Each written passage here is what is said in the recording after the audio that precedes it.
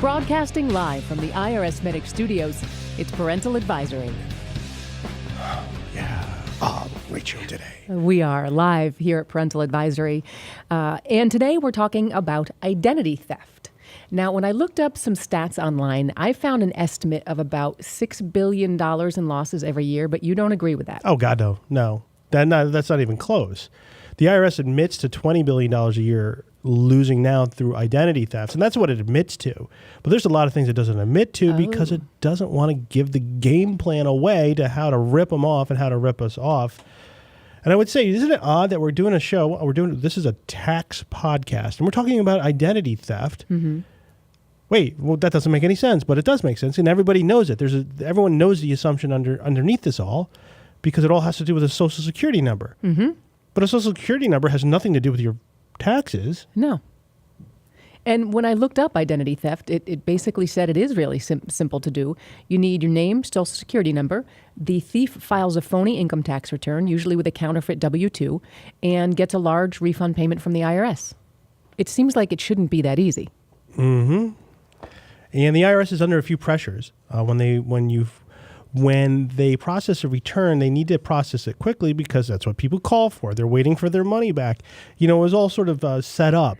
I think in 1943 or 46, one of those 2 years, is when the IRS required employers to withhold taxes because they made more people subject to the taxes. They said, well, geez, we're going to have a tough time here on the PR front if we make tax day a bad day for everybody. Mm-hmm. So they want to make it a good day for people when you get your money back. And hey, all right, you want to file that tax return early. Yep. The problem is if people don't get their money back quickly, now tax day becomes a bad day of whenever you do something, and then you might get your money back. So the IRS is under this pressure to get their refunds out kind of as quick as they can, not really wait until June. Can you imagine? I mean, a lot of people, that tax refund is kind of the only money savings that they'll ever have, and then they splurge.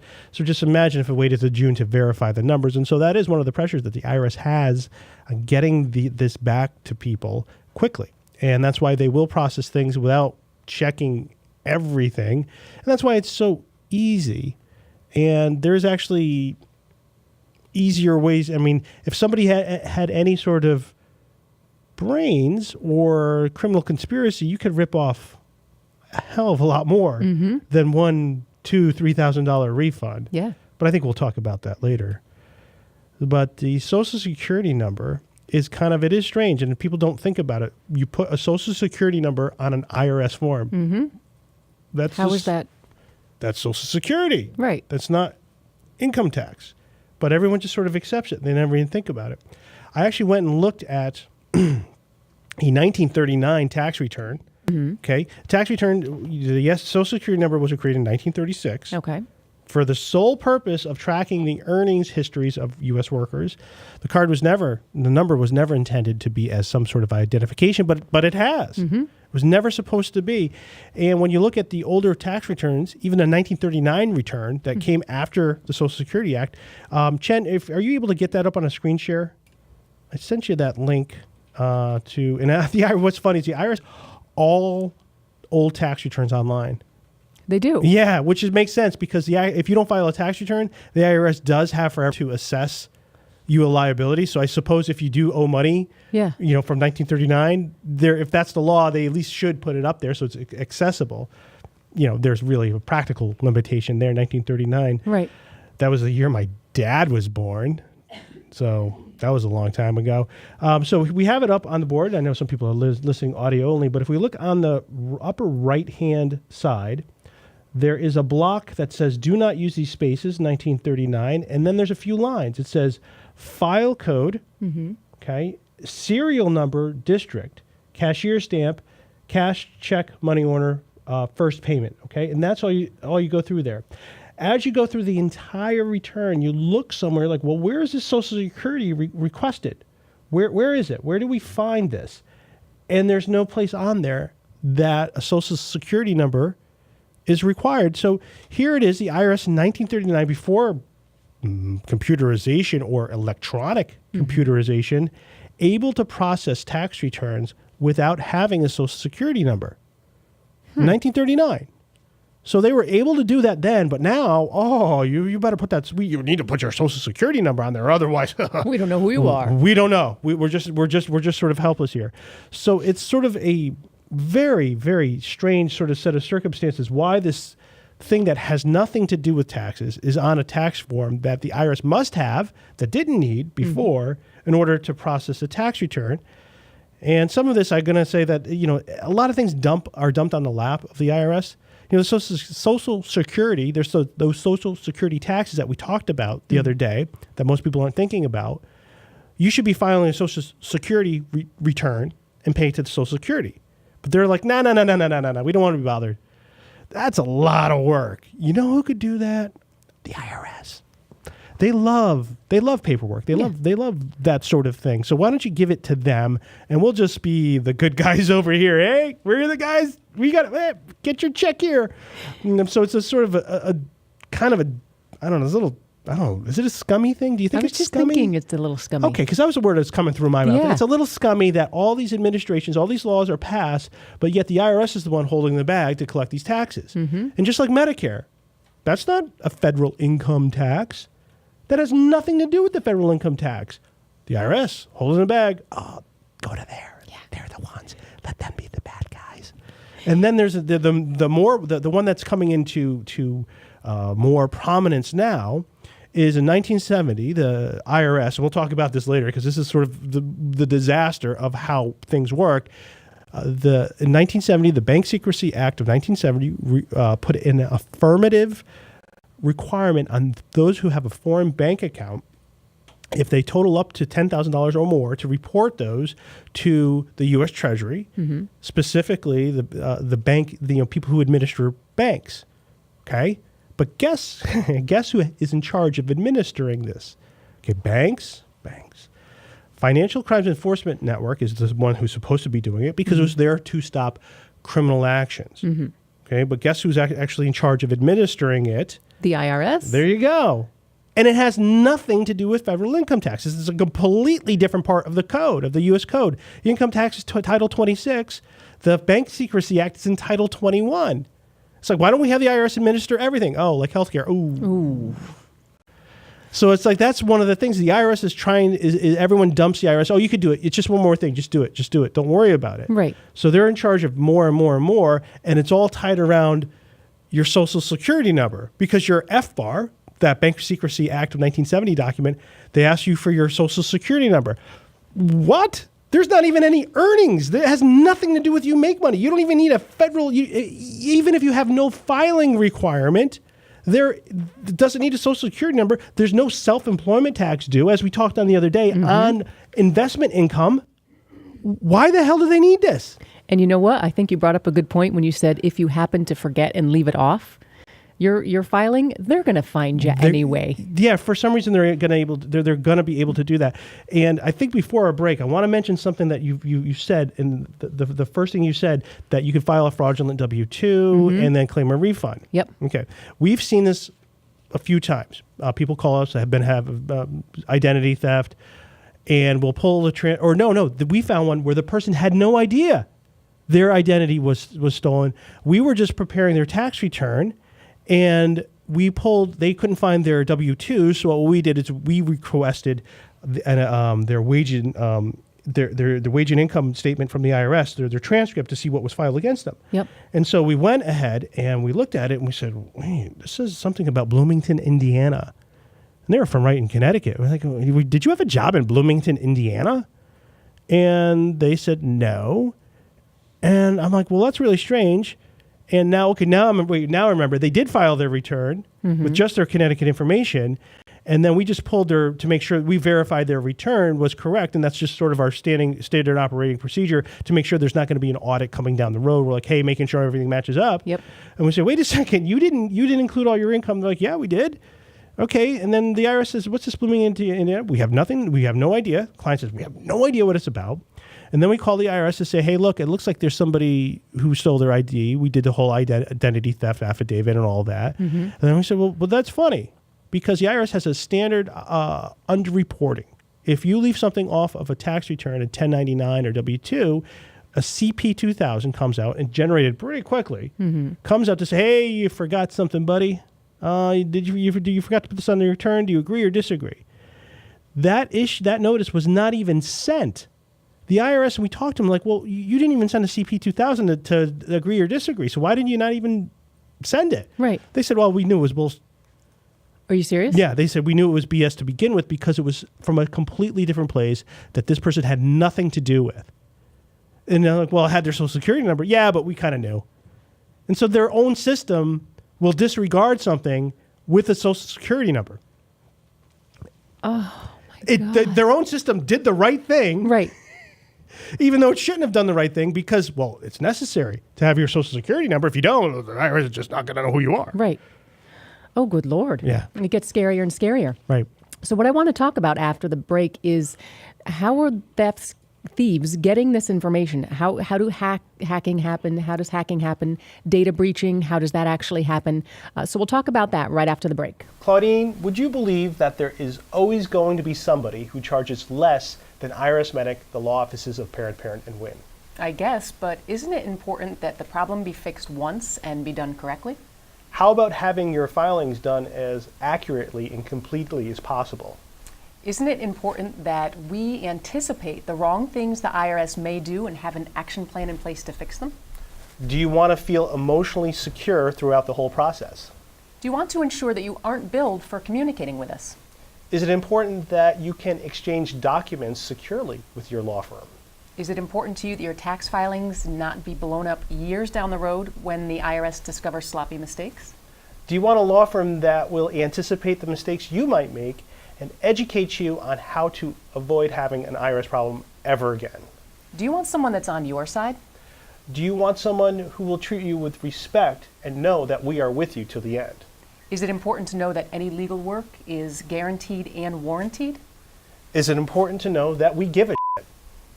IRSMedic, the law offices of Parent, and Wynn, LLP. Real tax attorneys for tough tax problems. And we're back live here on Parental Advisory, talking today about identity theft. And we want to talk about how are people getting this information. And can I start with a quick little note I found out that identity theft, I always think of like a geek sitting behind a computer, right? Mm-hmm. No offense to the nerds of the world. I'm one myself. But apparently identity theft is now getting really popular with gangs, okay? 32 members of the Long Beach, California Insane Crip Gang were charged with stealing $3 million through income tax identity theft. In Elizabeth, New Jersey, 14 gang members were arrested and charged with a range of offenses, including income tax identity theft and counterfeiting W-2s.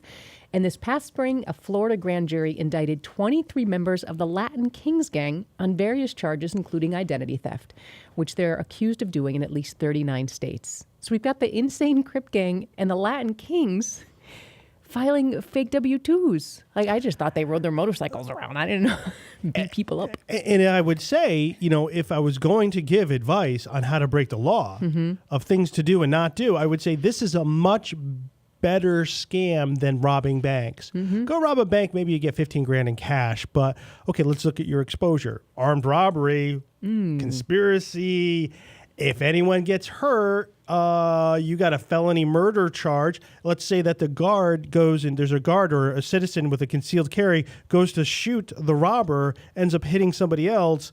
That's a felony murder. You're going to have some serious time you're looking at. And plus, you're on camera. Even if you say you get away scot-free, you don't shoot anybody, you got a driver. Right. People know who you are. Well, you got to split that up, too. And you got to hide. Right. 15 grand? And you're going to split that up? Risk reward here. That's not even slave wages for the exposure that you're looking at. Why do that when from the comfort of your own lair, from your biker lair, where you probably have a pinball machine, I imagine. It's dark. It smells a little. Maybe a blacklit poster just because you're nostalgic for that sort of thing. That's what I imagine. That's what I would do. Yeah, me too. And I would be just sort of like filing fraudulent things. And I actually have a little bit of a scam that I would know would work so well that if I was hanging out with criminals all day and knew I sort of had the resources of a network of people, I imagine I would be able to scam. If I had a team of about 15 people, maybe a network around the country, 15 people, I would say 35 million. I would be able to do that. And the IRS probably wouldn't figure it out until July, August of the following year. Wow. Yeah. I mean, the July of the following, I don't want to give too many details away because the Crips might be listening. Yeah, they're right. They might be listening, and there's certainly a way to do it. Yeah, there would be 35 million, and I'd have the money. There would be government checks coming back, and the money is just gone. I mean, it's converted into cash. It's gone. You're never finding us at all. Wow. We would have $35 million. And that's actually a lot of, I mean, that's boxes. I mean, those are pretty big boxes. Yeah. It would be. And then, I think, each man would, get about $1 million. Well, actually, as a ringleader, I would.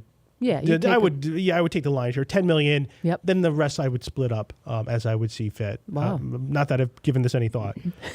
I'm glad you're an honest man. No, I am a very honest man. So if we talk about hacking, the IRS has a program called the Get Transcript program, a program that enables taxpayers to get copies of their federal income tax returns from previous years, which they had originally disclosed was far worse than reported. Originally, the IRS stated that 104,000 people were affected by the data breach, but they're now saying the number of people affected is 330,000. The IRS admitted they paid more than $50 million in fraudulent returns using the stolen information. And what I thought was interesting is you said it's somebody actually not sitting and hacking the way we think, but actually getting usernames and passwords. Right, and it's not the hardcore hacking at all that the Hollywood has. These aren't really sophisticated things at all. It doesn't take a brainiac. It doesn't take a brainiac to hack. It takes someone not sophisticated to fall for a trap. And sometimes they're a little bit more sophisticated. And maybe we could go to our resident hacker here right now, if we can get him up on screen. Could you just show us how to hack for real, Mr. Chen? If you share your screen with us and show us, okay? Is this legal? This is legal. Watch this. He's going to hack. Can you hack the mainframe? Okay, where he's hacking, he's in. It looks like, okay, you've gone full screen. Okay, all right. Let's see what's going to happen here. This is not what they're doing. This is not the hacking that they're doing. Okay, and look at that. Oh, my God, he's in the nuclear weapons program. Oh, boy. Look at this. Okay. War games. It's active. Oh, my God, oh, boy. Okay, this is dangerous. Okay, oh, geez. Wow. We're going to get a visit soon. There's going to be some guys coming. Level 3 access required. Encrypting. Encrypting. Look at that. I love that little GUI interface of the binaries. That's really... satellite uplink. Establishing. Nice icon of the world showing where the satellite is. A parabolic orbit, which is, from what I know... Can we point the satellite wherever we want? Activating Hawk. Oh, God. Engage all enemy vehicles. Excellent. Go. All right. That's not how hacking is done. It's not. It's not. It's not somebody there. It's some phishing scam. The IRS or the Social Security Administration says, okay, well, you need to protect yourself. That if you read their literature, they give you a checkpoint of how to protect yourself and protect your Social Security number.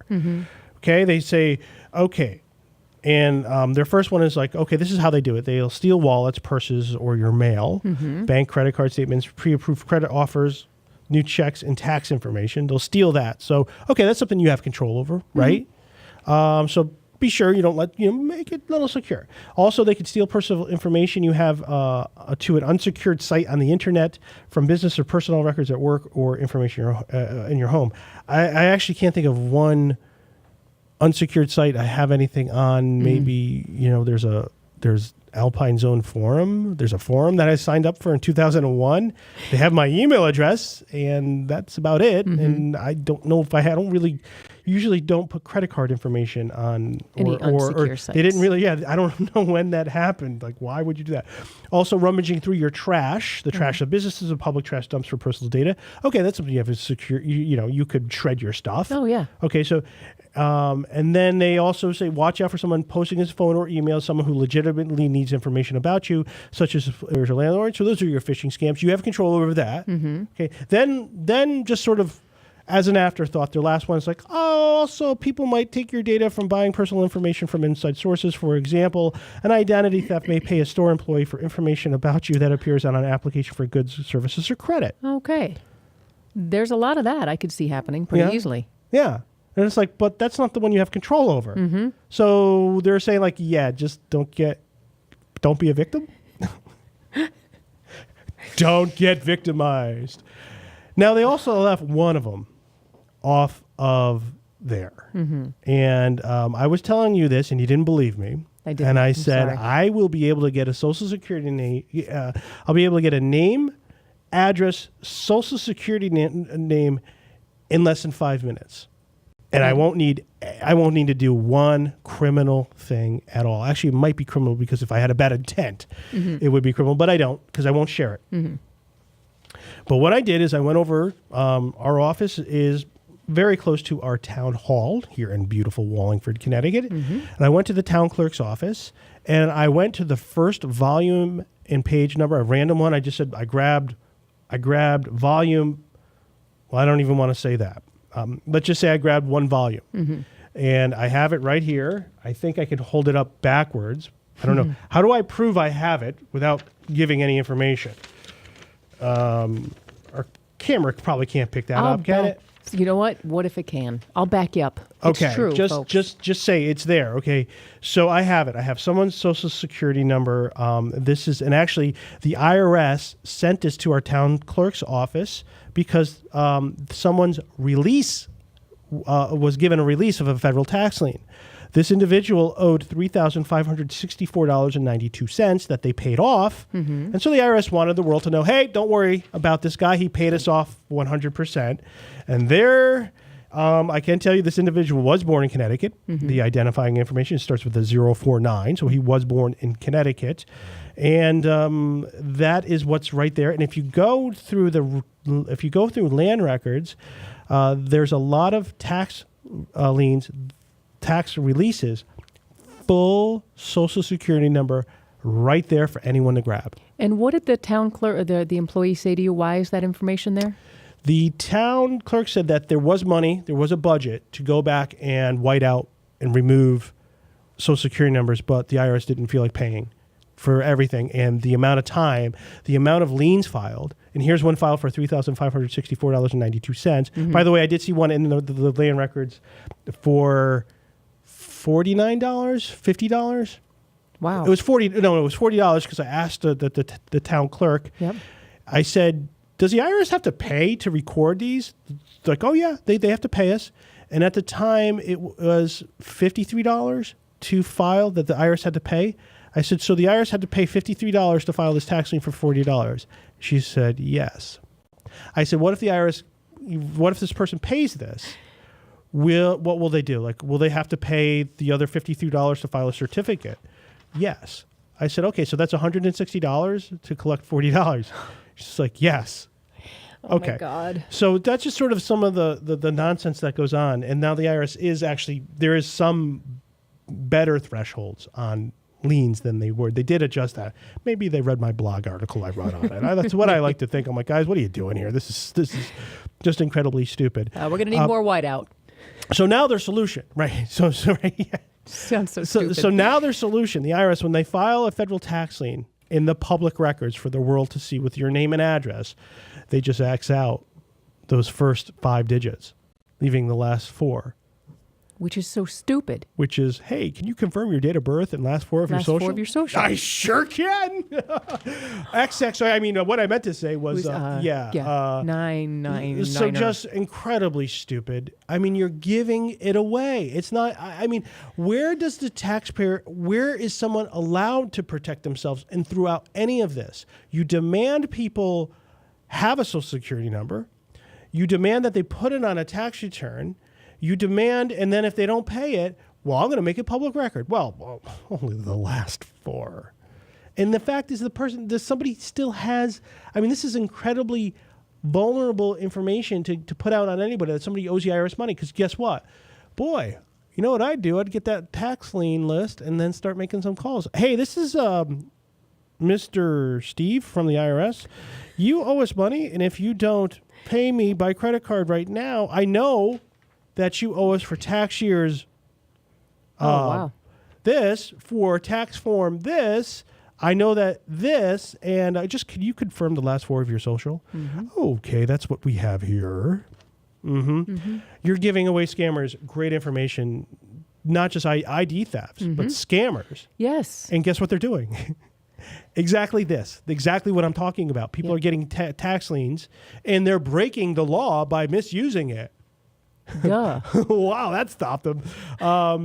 And I mean, the only thing that's mostly the thing that's stopping them is that they're calling from call centers in India. And that's sort of the giveaway. Well, that's typically not what people expect, and they're demanding things. And there's usually tells, and they don't get things, but they are ripping people off in the tunes of millions. Yeah. Because the IRS is publishing these things that just ruin people. And they're just really friggin' reckless. So another way that, you can get information is you had mentioned, just general people selling information. And I thought it was interesting. We had a couple instances at my last job. I'm so happy I can say that. One instance was we're PCI compliant. So that means we're dealing with credit card information. So what does the P stand for? I don't know. You don't know? No. I just know we're very compliant. So you're not allowed paper in. You can't bring paper out. No cell phones. You can't take pictures, because people would take pictures of credit card information or on their screen, and then you can just text serious? it. Yeah, you can text it to thieves and make tons of money. I mean, you sit at your computer all day and take pictures of, 100 different credit card right, sure. and addresses, phone numbers, everything. You can sell that. And no matter what you do, people will find ways to break the law. So a couple instances, one girl did sneak in a pen and paper, and at the time we had cubes, so she had walls around her, and she was able to steal credit card information. We ended up having to release another employee because we found out at her last job, she worked in the medical insurance industry. Medical insurance industry, you have access to everything. My God, right. I mean, everything you need to know. No, HIPAA. Oh, yeah. HIPAA protects you. Oh, definitely. There's a law there. HIPAA kept this woman from, so this call center was a little more strict. They made sure that you didn't walk in or out with pieces of paper. So what one woman did was she would use different things. She would have her coffee cup. She would pull up her skirt on her leg. And what she would do is she would say she had your file. She would, on the first day, write down your first name. And then the next day, she'd write down your last name somewhere that nobody would see. And then the next day, she would start with the first 4 of your social. And the next day, she would get the rest. And it would take her maybe a month to sneak all your information out. But when she was done, she had everything about you, and she was selling this to criminals, and they were doing exactly what we're talking about. Very in-depth. They were taking out loans in people's names, filing fake W-2s. And it was just, a housewife working in a medical insurance industry. That's the last person you think of, along with the Crips. Oh, man. And I wonder, I typically know about most scams, and this was one that I actually don't know too much about. I'm sure there's a market price, depending on what characteristics that, what you're looking for. But it's amazing. There's a marketplace for it. I kind of want to search for it, but I don't really want to have that search history in there. So I'm going to just refrain from that. But I would just say there's probably a market price and a place. Organized crime is, guess what? It's organized. Yeah. It's very organized. Yep. And guess what? Criminals are criminals. Yeah, they're going to break the law. It is really, that is pretty crazy. Now, one of the things you have to realize is that when someone's going to, now the person that you're talking about, she's going after one at a time. Not really efficient, right? I mean, how much can you really get? I don't know. My guess is probably no one's really going to pay you more than $100. Oh, you don't think? No, just because there's so much information out there. Because here, this is why. And this is why I would say that. Because the real way fishers would work is you don't go for one person by themselves. You go for one person who has access to a lot of people. Oh. And when you look at all the data breaches that have happened, all these big ones, the big one you were talking about with the IRS, when you looked at that Sony hack that someone tried to blame on the Chinese, Look, the Chinese are trying to hack in all the time, but what they're looking for, they're not trying to hack into an individual. They're trying to get someone to fish so they can get the complete access to a lot of things. Oh, okay. So it was not the Chinese who were hacking at all. It was just a person who was a disgruntled employee who had complete access. Oh. Username and password. That it doesn't matter what level encryption you use if the person is authorized to use it. What does it matter? The weak link isn't when we were showing, when Chen was doing his hacking, the mainframe. Yep. The weak link wasn't like, oh my God, we got to solve this incredibly complicated encryption code. No.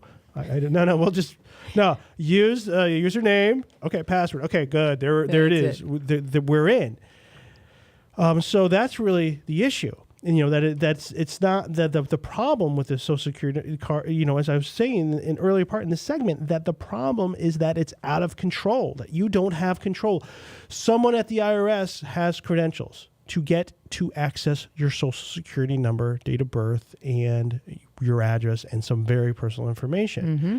What's to stop that person's credentials from being used by somebody who isn't authorized to use those credentials? Right. Well, I think that's what there's other people. I mean, that's kind of what I think of. We hope people are doing the right thing. There's a lot of scammers out there, but there's a lot of people. Mm-hmm. So my chances, that's basically what I kind of rely on, because I realize there is no way to protect you. No. So it's like when you hand your credit card to the waitress. Yeah. Do you stop and think, oh man, I just handed my credit card to a stranger? You're like, Complete, oh yeah. She looked like she worked here. Yeah. I'll take that for you. She's not going to write it down and use it in a future time. No. Never at all. At a bar. No. Right. Either. Right. Because God, that was a long night. Wow. Oh my God. Okay. Hopefully no one finds out it was gone. Wow. I really spent a lot. Right. Yep. That will be what I'll be. It is. It's scary. So what I want to talk about after our last break is what can be done and what should be done to stop identity theft right after this. Anthony, tell me about your recurring nightmare. It's that nightmare where you're yelling, but no words are coming out of your mouth. I have a similar nightmare where I'm in an emergency. I need to dial 911 and my phone won't work. That sounds terrifying. It is. And I think I know why we have these dreams. Why is that? The problem with the IRS isn't just the IRS. The problem is that people don't see the IRS for the horrible risk it presents. I think you're right. We spend so much of our time trying to warn people about the IRS, but sometimes I wonder if our words go unheeded. But the IRS can be dealt with the right team and the right preparation. Can IRSMedic be the right team for someone with an IRS problem? Yes, but only if they see the IRS as a problem. IRSMedic, the law offices of Parent, and Wynn, LLP. Real tax attorneys for tough tax problems. W. We're back, Parental Advisory, talking about identity theft. So far, we've touched on Social Security numbers. That's not helping because it makes the thieves' job very easy. Talked about hacking and data breaching. I mean, look, the IRS got hacked itself. It's pretty frightening. So now we want to talk about what can be done. What do we think should be done to try to stop this? Well, I would say you have a few different options. That you could require some sort of thing like Apple Pay, which is a pretty unique way of doing transactions, that you have a token that's only good for a certain amount of time. And once that token's expired, that's it. You don't get the information. No one really can. Mm-hmm. But I don't know exactly how that would work in a tax filing way. E-file this token, because someone could always pretend to be that person. I have the Social Security number. Yep. Give me a token. Right? So I don't really like that. So I think the best way is the way it was in 1939. Give the Social Security numbers the old heave-ho. You don't need them. You don't need them to process a tax return. Mm-hmm. If you think of what a Social Security number is, and if we go back up to the top, it was a way to track how much money you put towards Social Security. Mm-hmm. Who to track? Me to track? So I use this number at home. I'm like, well, I put this much, this much, this much, this much. Then go like, hey, Social Security office, this is how much I put. Check, please. Mm-hmm. Check. Not for me to keep track. It's for the government to keep track, right? Mm-hmm. Right. But why do I need the government's number? Why the hell do I need it? That's true. This has nothing to do with me. How many customer numbers are there? Every business in the world has a customer number. Right. We have client numbers. Do our clients know our client number for them? No. No, but yet somehow we're able to help out thousands of people, right? And you know who they all And are? we know who they all are, Okay. and they don't have a IRSMedic identification number. We don't ask them to say, "Oh, please give us your IRSMedic identification number." Okay, now, mister, we'll give you everything about you. No. You guys are geniuses. Wow. So smart. I mean, how stupid is this? You have a 9-digit numeric code that gives this phony air of legitimacy to say, well, my name is so-and-so, this is my address, here's my date of birth, and here's my magical social security number that I could only get if I was actually who I say I am. Oh, well, sir, you're obviously that person because you have this magical, super secure 9-digit code that was originally used to keep track of your social security savings, but we are going to use it as your national identification number, even though we said we never would. So sure, let's just give you everything. Mm-hmm. But, the thing is the IRS themselves don't even do that now. I mean, as I told you in my earlier story, they can identify BS W-2s and 1099s where they're not going to even bother the person saying, yeah, we just know this isn't yours. We're not even going to send the stamp. We're not going to send it like, yeah. Yep. Don't worry. It was where you have to act like, wow, holy crap, that was on there? Holy crap. So it's so clear the IRS doesn't need it. I'm thinking that the number was, it's probably one of these, FDR's brain trust people, and that's air quotes around the brain trust, self-declared brain trust for political purposes, somebody who was really into punch cards. Yeah, punch cards are fun. Yes. Look at the punch cards, and then you feed them in a mechanical computer. Yep. But yet in 1939, they still didn't need it. So at some point, they did need it to match it up. So, every database has a unique way of identifying somebody. And really, you can have a UUID, Universal User Identification, in a database. And typically it'll be a 32 hex code number for something. But you really would want to do with the IRS, you'd come up with your own code, some sort of code with your own way, where it's only something inside the IRS. A taxpayer has no idea what it is. Right. And doesn't need to know. None of their friggin' business. So that way, if somebody comes out and says, my UID number is blah, blah, blah, it's stolen because nobody's supposed to have it. You're not supposed to have it. They just make possession of it outside. You make possession of having the IRS UUID or whatever it is, a felony. You don't have it. And you make the code of numbers easy for data sniffers to say, okay, is anyone having this? You're just sort of checking unsecured connections, looking around. So if somebody was saying, hey, I got this information, it doesn't do you any good. Right. Basically you're stuck with, well, I have this name and address of somebody. Great. Who the hell are you? Yeah. Oh, I'm this person. We're going to need more than that. I have a social security number. They don't use those anymore. I have a UUID. Okay, I am going to hang up this call because this is going to be a felony, so go screw yourself. And then they call like, yep, this person just tried to sell me a UUID of this taxpayer. Like, yeah, well, who cares? No one uses that except the IRS. No credit reporting agencies. And by the way, you can file something against somebody's credit and not have their social security number. What? Yes. Yes, 100% true. My wife, this was a good one. Remember video stores? Yeah. Yeah. Tommy K's. Oh yeah, there was right. There was a big one. He saw the writing on the wall pretty quick. He's like, let me get into tanning. Yes, tanning and owning commercial property. That was smart. He knew. Yeah. I mean, I was like, wow, he shut down quick. So the smart guys knew it was coming. There was also Hollywood Video came in after most of them shut down. Blockbuster. Blockbuster was they was hanging on. Hollywood came in after everyone shut down, so they're really the only game in town. Well, my wife was very late in returning. God, it was a terrible movie. Oh my God, it was so. I'm like, oh God. And I think it was before. Yeah, it was before we were married, or before we bought our house together. And oh God, it was just some terrible was it Child's movie. Play 3? I don't know. It was something I'm like, oh God, I'm not going to watch that. Oh, it's just some Hollywood crap. And so she was late in returning it. So late, when I went to return it, Hollywood Video was closed. So I had this friggin' thing, and I'm like, geez, what do I do with it? I don't know. And then we went to go, we purchased our house. Like, hey, look, Anthony, we ran your credit report, and you owe money to Hollywood Video.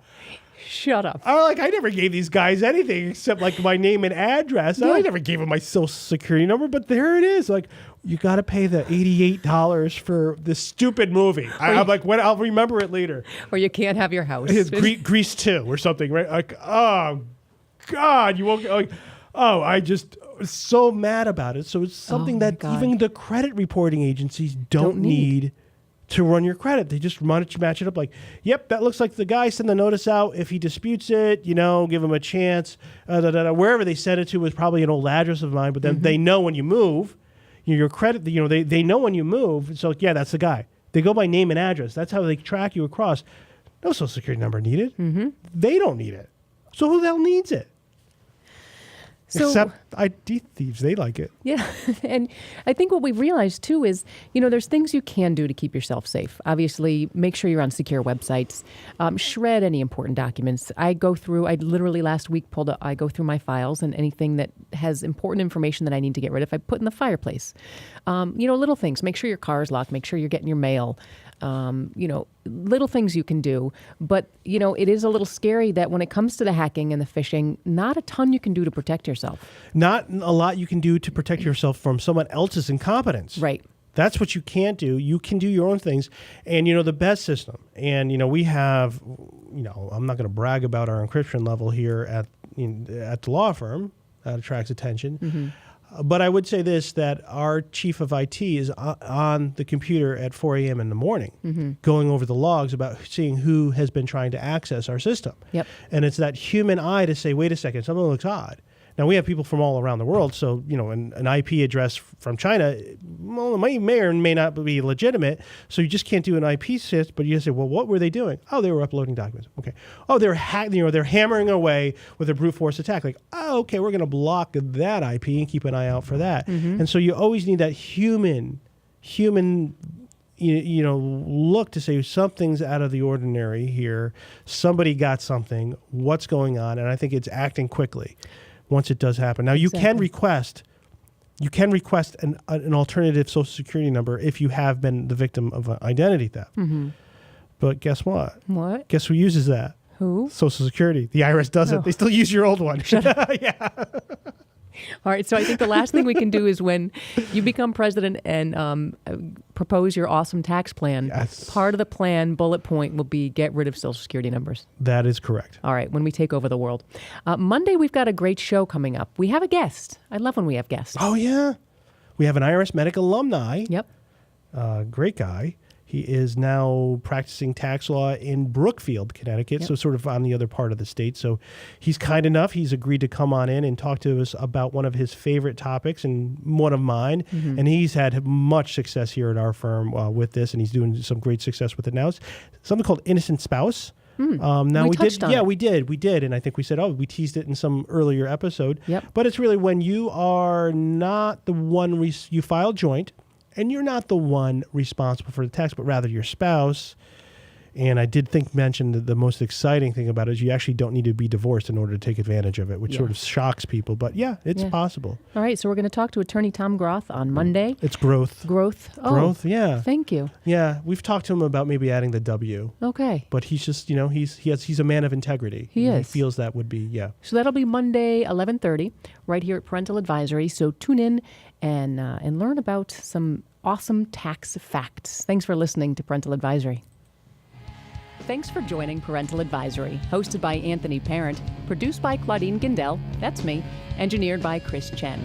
For more podcasts, visit our website at parentaladvisoryshow.com and like us on Facebook to submit story ideas. We'd like to thank our sponsors, IRSMedic.com, the law offices of Parent, and Wynn, LLP, real tax attorneys for tough tax problems.